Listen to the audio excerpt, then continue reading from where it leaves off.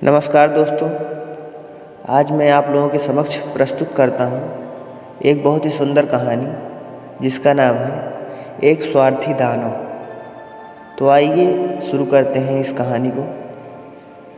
एक बार की बात है, एक बहुत ही सुंदर पार्क था जो एक दानव का था। दानव बहुत ही क्रूर था, वो बच्चों को पसंद नहीं करता था। उस पार्क में बच्चे खेलने आया करते थे, लेकिन दानव को ये ज़रा भी पसंद नहीं था। वो चाहता था कि बच्चे इस पार्क में कभी ना आए। वो इस पार्क को एकदम खाली देखना चाहता था, लेकिन बच्चे मानने को तैयार ही नहीं थे। वो रोज़ उस पार्क में आते और खेलते पूरा दिन भर, उसके बाद चले जाते थे। फिर एक दिन दानव के मन में एक विचार आया कि मैं क्यों ऐसा ना करूं कि पूरे पार्क के चारों तरफ एक दीवार बना दूं। तो दानव ने कुछ और लोगों को बुलाया और खुद मिलकर पूरा पार्क घेर दिया, एक बहुत ही ऊंची और मोटी दीवार से, जिससे कोई भी बच्चा पार नहीं कर सकता था। जब अगले दिन बच्चे वहां पर आए तो उन्होंने देखा कि पार्क के चारों तरफ दीवार लगी हुई है, जिसे वो पार नहीं कर सकते थे। उन्होंने गेट पर कोशिश भी की कि हम लोग अंदर किसी तरह से घुस जाएं, लेकिन वो लोग अंदर नहीं जा पाए, जिसे देखकर दानव बहुत खुश हुआ कि बच्चे अंदर नहीं जा पा रहे हैं और मेरा पार्क सुरक्षित है। लेकिन बच्चों ने कुछ न कुछ करके एक तरकीब निकाली। उन्होंने पार्क की बगल से एक रास्ता तैयार किया, जिससे वो पार्क की दीवार को आराम से पार कर सकते थे।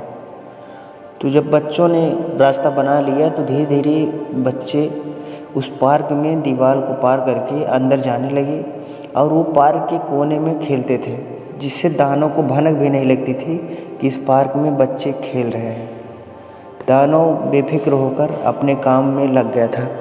लेकिन कुछ दिन बाद जब वो ध्यान दिया कि कोने में कहीं से आवाज़ आती है, तब वो वहाँ जाकर देखा तो बच्चे खेल रहे थे। जब बच्चों ने दानव को देखा तो वो भागने लगे। भाग कर सभी लोग दीवार पर चढ़कर पार होने लगे। सब बच्चे पार होकर अपने अपने घर चले गए। फिर अगले दिन जब वो लोग लौट कर आए तो उन्होंने देखा कि दानव उस समय पार्क के आसपास नहीं था। तो वो लोग फिर से उस पेड़ के माध्यम से दीवार को पार करके पार्क में खेल रहे थे।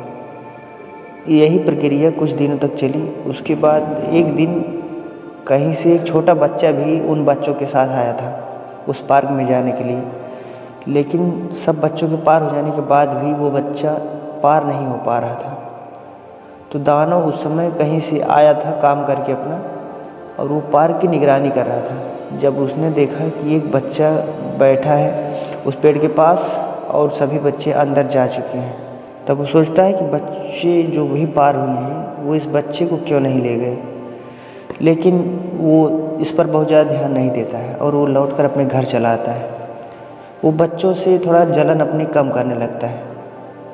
लेकिन एक दो दिन के बाद जब वो फिर से देखता है कि बच्चे पार करके वापस से पार्क में आए हैं और बच्चे जहाँ खेल रहे हैं कोने में, वो जगह हरी भरी हो चुकी थी, लेकिन बाकी पार्क सूख चुका था जहाँ बच्चे नहीं जा रहे थे, जिससे दानव को बहुत ज़्यादा बुरा लगता है कि मेरा पार्क तो ख़राब हो जा रहा है और इसे ठीक कैसे किया जाए। वो पूरी तरीके से परेशान हो चुका था।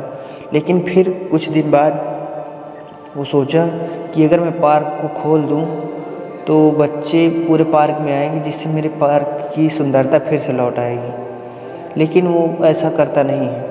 वो फिर से अपने काम पर चला जाता है। फिर लौट के आता है, देखता है कि बच्चे दीवार को पार करके अंदर खेल रहे हैं। फिर से वही बच्चा आया है और वहीं पेड़ के पास बैठा हुआ है। तो वो जाता है उस बच्चे के पास और पूछता है कि बच्चे, तुम अंदर क्यों नहीं गए। तब वो बोलता है कि मैं छोटा हूँ, मैं पार नहीं हो पाया, जिससे मैं यहाँ पर बैठा हूँ और मैं बहुत दुखी हूँ। तब दानव खुद उस बच्चे को उठाता है और गेट के पास लाता है और गेट को खोल देता है। और वो तब कहता है बच्चे से, बच्चे तुम जाओ और खेलो। तब उसी दिन से पार्क सभी बच्चों के लिए खोल दिया जाता है।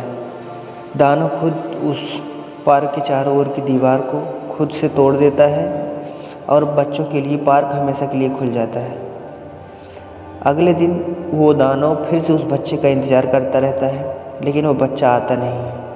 फिर ऐसे ऐसे करके लगभग 1 या 2 महीने तक वो देखता है कि बच्चा आता नहीं है। फिर दानव धीरे धीरे बूढ़ा हो जाता है। जब दानव बूढ़ा हो गया रहता है तो बच्चा फिर से लौट के आता है, और बच्चा जिस समय आता है उसमें वो बड़ा भी हो गया रहता है। इसे दानव अंदाज़ा लगाता है कि ये बच्चा शायद वही है। चेहरा भी हल्का फुल्का मिलता रहता है।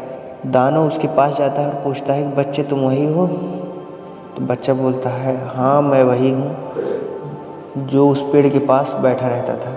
इसे दानव देखता है और अपने गले लगा लेता है कि तुम इतने दिन कहाँ थे।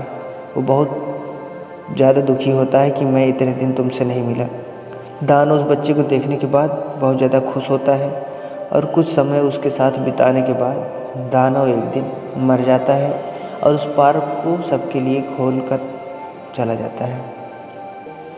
हमें इस कहानी से यही शिक्षा मिलती है कि हमें कोई भी चीज़ केवल अपने लिए ही नहीं करनी चाहिए।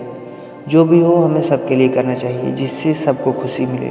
जिसमें सबको खुशी मिलेगी हमें उससे और भी ज़्यादा खुशी मिलती है, क्योंकि दुनिया में कोई भी चीज़ केवल एक के लिए नहीं बनाई जाती है।